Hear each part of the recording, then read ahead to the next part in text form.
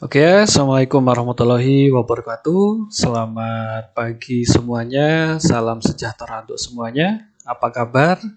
Ya, semoga kita selalu diberikan kesehatan, diberikan semangat, terutama dalam menjalani masa-masa pandemi ini ya. Jadi, walaupun masa pandemi ini tidak mengurangi semangat kita untuk belajar ya. Oke, minggu lalu saya mengutarakan satu fenomena ya, yang sekarang memang terjadi di SMK, itu adalah meninggalkan pelajaran yang tidak disukai. Nah, kenapa kok saya bisa bicara meninggalkan pelajaran yang tidak disukai? Karena anak ini pelajaran lain waktu hari itu masuk. Tapi kenapa kok waktu pelajaran yang ini dia tidak masuk dan akhirnya terakumulasi dia ini dilapori sama guru mapel, loh kok waktu jam saya nggak pernah masuk. Akhirnya secara tugas dia menumpuk, ya seperti itu. Nah, kemarin juga ada yang nyampaikan memang kalau tidak suka, ya itu Pak, nggak masuk pelajarannya. Kita bebas milih gini. Nah, sekarang ini saya ingin memberikan satu pemahaman dulu ya. Jadi, yang namanya sekolah itu kita mau tidak mau memang harus ikut dengan aturan sekolah. Salah satunya adalah mengikuti seluruh program yang sudah disediakan oleh sekolah. Salah satunya ya ini, mengikuti semua mata pelajaran. Selain mengikuti, kita juga harus punya nilai. Nilai kenapa harus punya? Karena ini nanti hubungannya sama penilaian. Penilaian nggak lengkap atau kosong, atau dapat nilai C atau D, ini akan mempengaruhi dia sendiri nanti waktu kenaikan kelas. Nah, jadi bahasa singkatnya, mau tidak mau, manis atau pahit rasanya, semuanya ya harus kita makan. Nah, ibaratnya itu pelajaran yang tidak disukai ini adalah ibaratnya obat. Ya, memang rasanya pahit, tapi ini menyehatkan. Nah, ibaratnya seperti itulah ya. Nah, sekarang ini saya mau mengajak kalian semua kita sharing ya mengenai cara mengatasi mata pelajaran yang tidak disukai. Saya yakin kalau untuk cara-caranya ini kalian pasti punya lebih banyak alternatif. Nah, cuma di sini saya ingin mencoba untuk memberikan 10 tips ya. 10 tips agar kita bisa mengatasi mata pelajaran yang tidak disukai. Nah, yang pertama, coba variasi model belajarmu ya. Mungkin kita selama ini itu sudah bosan atau sudah jenuh ya dengan cara sistem mencatat materi yang disampaikan oleh guru mapel ya. Nah, mungkin untuk beberapa pelajaran yang kalian sukai ini efektif, tapi untuk pelajaran yang kurang disukai mungkin malah menjadi tambah bosan. Nah, yang bisa dilakukan adalah dengan mencoba variasi model belajar yang baru. Bisa mungkin kalian bosan dengan mencatat, kita cari materi yang ada videonya, ada suaranya, ada peragaannya. Nah, untuk materi seperti ini sangat banyak. Contoh kita lihat di YouTube ada, kita tinggal masukkan aja materinya apa. Itu pasti akan keluar. Nah, jadi yang biasanya kita mencatat, membaca, kali ini kita bisa seperti halnya menonton.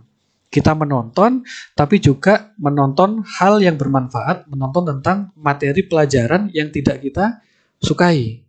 Nah, ini secara tidak langsung akan menurunkan kadar tidak suka kita dan pada akhirnya nanti akan menjadi suka. Itu ada prosesnya, ya.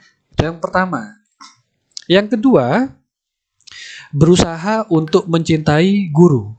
Nah, tips selanjutnya ini berusaha untuk mencintai guru. Dengan mencintai guru terlebih dahulu, secara tidak langsung ini kita bisa menyukai pelajaran tersebut. Apabila ya cara ini itu cukup sulit dilakukan, setidaknya kita ini mengurangi prasangka-prasangka negatif terhadap guru tersebut. Ya, contoh gini, biasanya itu memang kita melihat gurunya waktu masuk dalam kelas. Aduh, guru ini lagi. Nah, dengan kata kita bilang, aduh, itu sudah menutup diri kita ini untuk menerima apa yang mau disampaikan guru tadi. Nah, ya, padahal kita anggapannya pertama, waduh, ini materi ini pasti susah.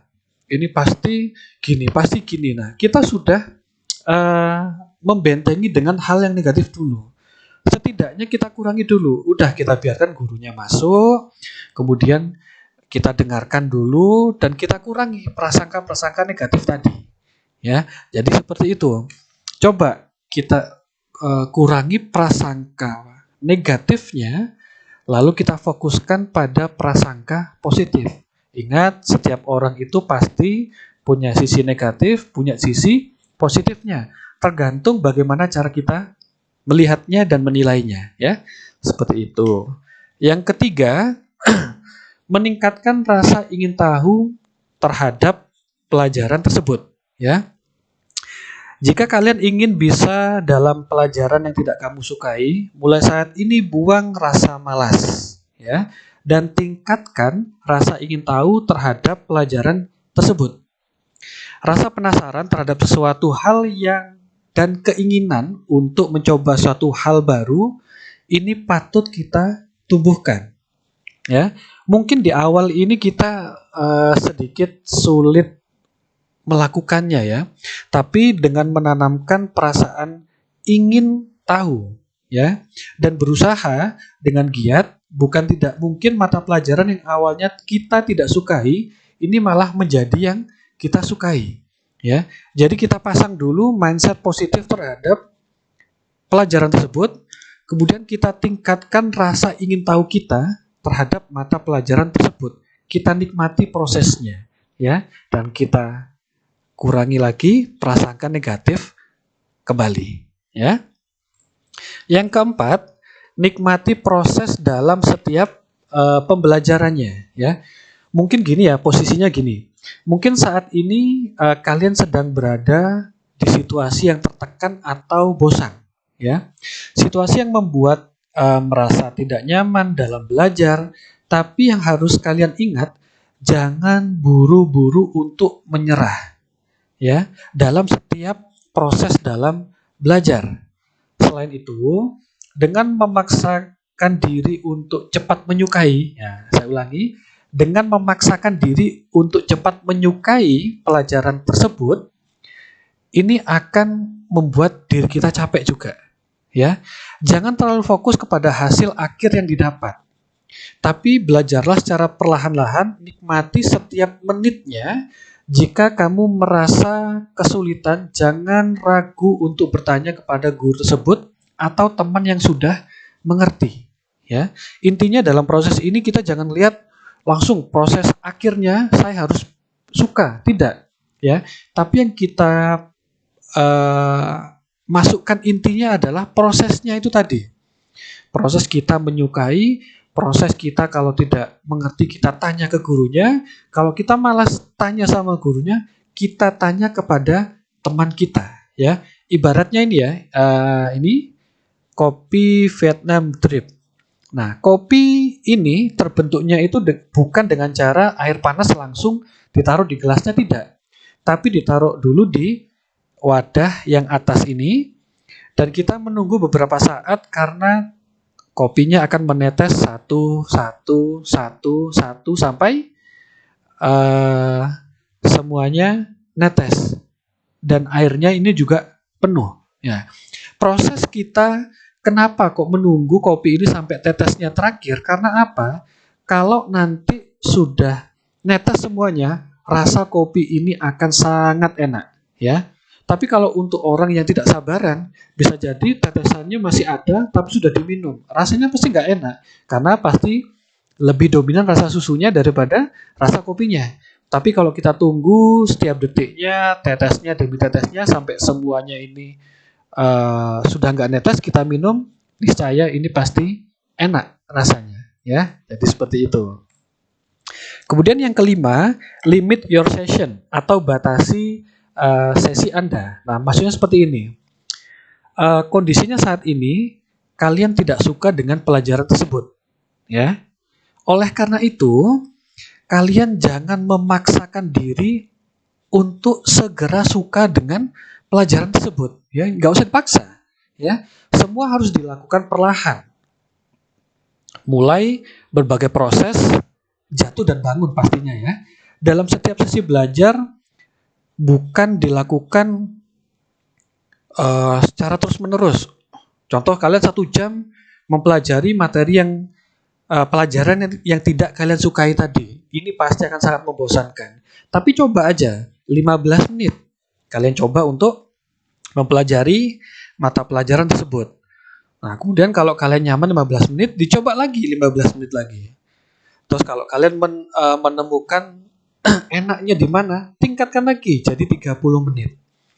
Oh ya, saya sudah menemukan ternyata tidak seperti yang saya bayangkan. Tingkatkan lagi menjadi 1 jam dan seterusnya.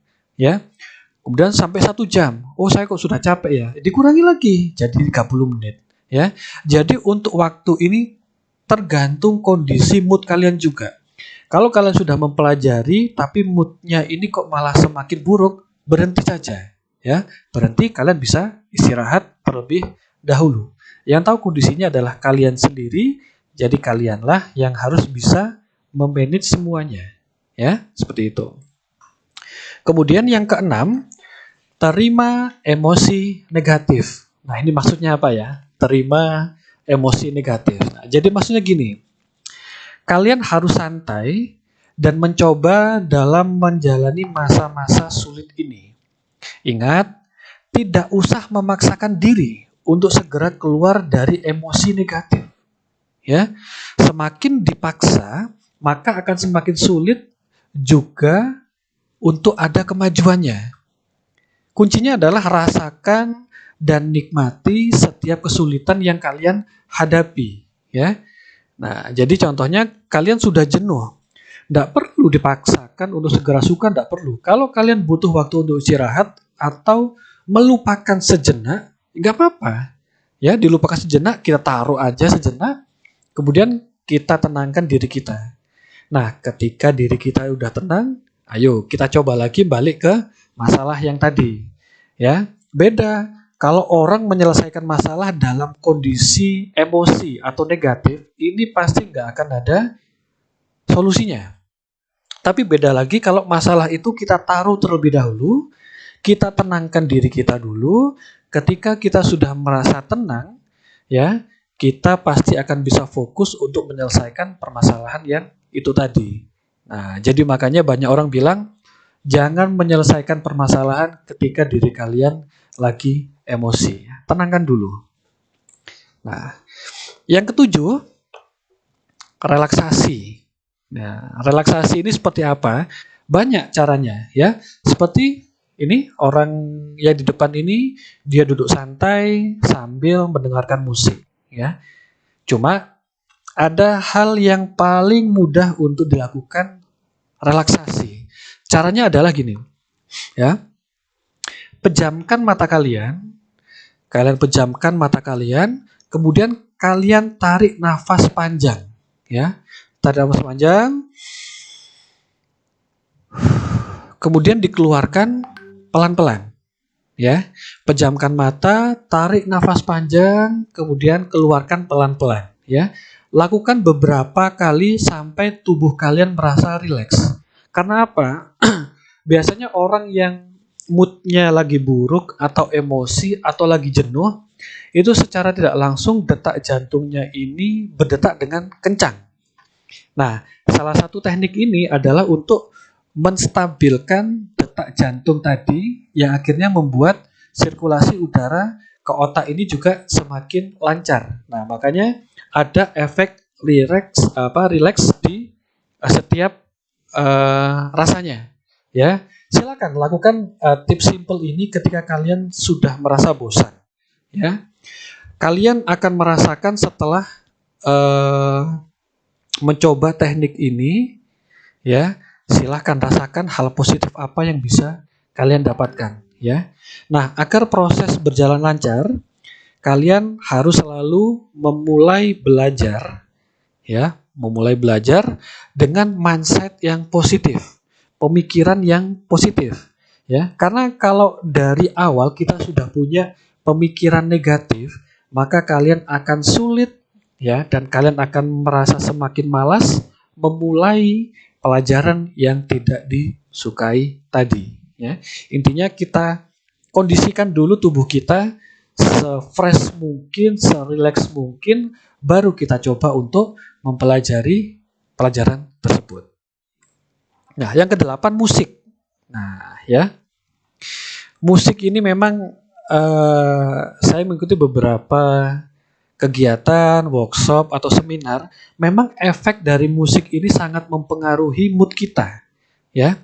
Memang nggak dipungkiri efek musik ini bisa merelaksasi. Ya, terutama itu musik-musik yang tidak ada nadanya, tidak ada kata-katanya, atau bahasa mudahnya mungkin instrumen. Nah, musik instrumen ini sangat bisa membuat rileks. Coba kalian ngetik aja wes di YouTube, gitu ya, atau di musik relaksasi, pasti akan keluar. Mulai dari contoh mungkin instrumen gitar, instrumen piano, atau musik alam, ya, atau suara burung, ya. Ini ternyata memang bisa membuat kinerja otak kita ini semakin rileks, meringankan beban-beban yang sedang kita alami, ya. Jadi dengarkan musik atau bisa dengan sambil jalan-jalan, ya. Tapi paling enak itu dengan musik kita duduk santai atau mau tiduran. Bahkan kalau seandainya kalian mendengarkan musik sampai kalian tertidur, itu nggak jadi masalah, ya. Artinya apa? Tubuh kita ini menyerap manfaat dari musik itu tadi. Bangun-bangun pasti lebih fresh ya, tubuhnya lebih fresh, pasti lebih semangat lagi. Nah, yang kesembilan, cari tutor belajar. Nah, tutor belajar ini atau bahasa mudahnya pengajar pendamping, ya.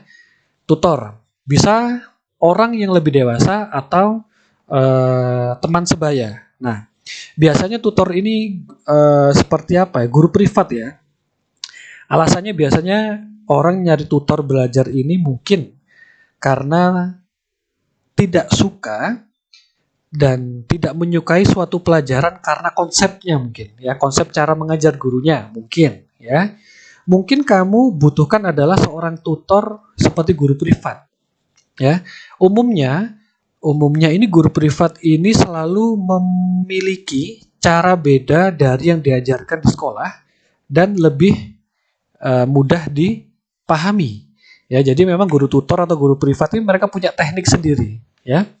Guru privat ini hanya terfokus pada kalian saja, ya, karena gurunya satu, tutornya satu, pesertanya cuma kalian sendiri. Jadi selama proses tutor ini fokus ke kalian. Kemudian ketika kalian bingung, kalian langsung bisa menanyakan. Kalian juga tidak perlu malu juga karena nggak ada peserta lainnya, ya. Jadi lebih terbuka, ya.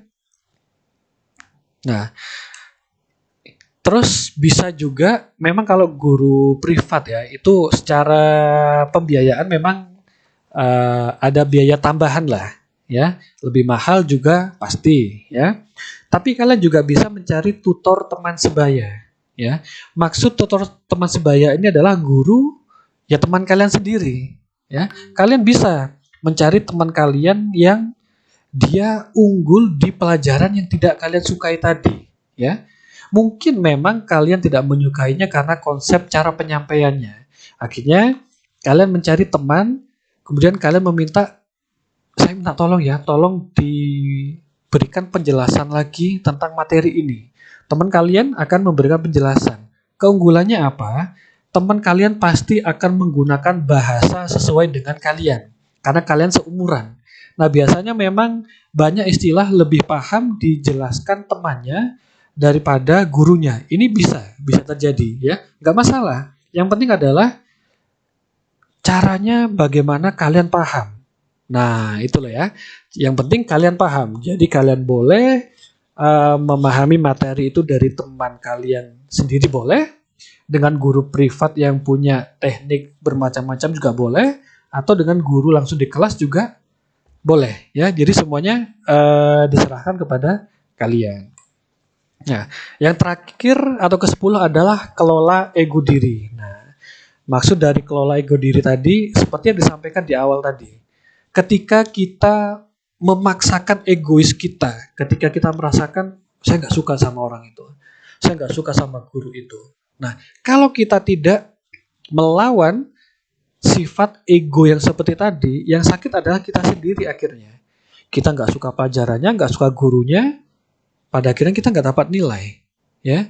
Tapi kalau seandainya udahlah, yang namanya orang juga punya plus minusnya, yang penting saya niatnya sekolah adalah belajar, yang penting saya dapat nilai. Nah, ini. Nah, dengan punya pemikiran seperti itu, secara nggak langsung kita menurunkan ego kita masing-masing. Ingat, ya, kita harus lebih banyak itu menumbuhkan prasangka positif kepada siapapun, ya.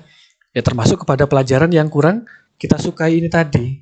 Nah, terus di akhir. Nah, di akhirnya setelah kalian berhasil mungkin bisa mengikuti lah, katakanlah mengikuti pelajaran yang tidak kalian sukai dan kalian anggap ini, oh iya ternyata saya bisa dan saya berhasil. Ini kalian perlu memberikan reward atau penghargaan terhadap diri kalian sendiri. Rewardnya apa? Macam-macam. Bisa kalian mengajak diri kalian ini olahraga, atau mengajak diri kalian ini jalan-jalan, atau mengajak diri kalian ini belanja, atau makan mungkin. Nah, tidak apa-apa seperti itu, ya. Jadi istilahnya kita berhasil ini juga karena tubuh kita juga. Jadi tubuh kita ini juga perlu kita beri penghargaan. Nah, seperti itu. Nah, karena ingat ini ya, di setiap kelas yang saya masuki, saya pasti akan memberikan teori ini. Pikiran, perasaan, tingkah laku. Pikiran mempengaruhi perasaan, perasaan mempengaruhi tingkah laku, dan semuanya ini bersumber pada pikiran. Pikiran positif akan menimbulkan perasaan positif dan akan membuat tingkah laku kita juga positif. Begitu juga sebaliknya, pikiran negatif akan membuat perasaan kita negatif dan tingkah laku kita pasti negatif. Seperti halnya tadi ketika guru baru masuk, kita punya pikiran, aduh guru iki mana? Ya, perasaannya kita akhirnya malas ngikuti pelajarannya. Lah karena kita malas, tingkah laku kita, apapun yang dilakukan guru tersebut, kita nggak menghiraukan. Tapi kalau kita punya pikiran positif, gurunya masuk, alhamdulillah gurunya masuk. Kemudian kalian duduk sempurna, perasaan kalian juga senang, kalian mendengarkan apa yang disampaikan gurunya, tingkah lakunya akhirnya ketika kalian tidak memahami, kalian bisa tanya. Nah, entah tanya ke gurunya langsung atau kepada teman kalian. Ya. Pesan dari saya adalah ini. Jangan melihat siapa yang menyampaikan, tapi dengarkanlah apa yang disampaikan.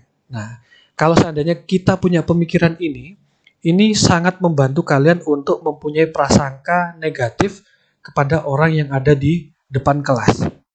Ya, sudah nggak usah diraukan siapa yang ada di depan sana, tapi dengarkanlah apa yang dia sampaikan.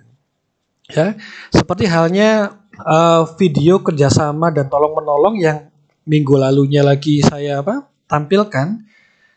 Kita nggak ada yang tahu siapa orang yang akan membantu kita. Bisa jadi orang yang kita anggap buruk itulah yang akan membantu kita. Nah, ini loh ya. Kita nggak tahu. Nah, termasuk dengan sosok-sosok yang mungkin kalian tidak menyukai akhirnya merembet ke mata pelajarannya. Nah, mungkin di sekolah seperti ini. Ternyata di luar sekolah guru tersebut sangat membantu kalian. Nah, makanya mulai saat ini mari kita belajar untuk selalu menanamkan pikiran-pikiran positif agar perasaan kita menjadi positif dan ini akan berdampak pada perilaku kita yang positif juga. Nah, seperti itu. Ya. Semoga bermanfaat dan terima kasih. Kembali lagi, saya selalu berdoa semoga kita semuanya ini selalu bisa belajar untuk menjadi pribadi yang lebih baik ya. Mungkin cukup sekian dari saya. Terima kasih. Wassalamualaikum warahmatullahi wabarakatuh dan selamat pagi.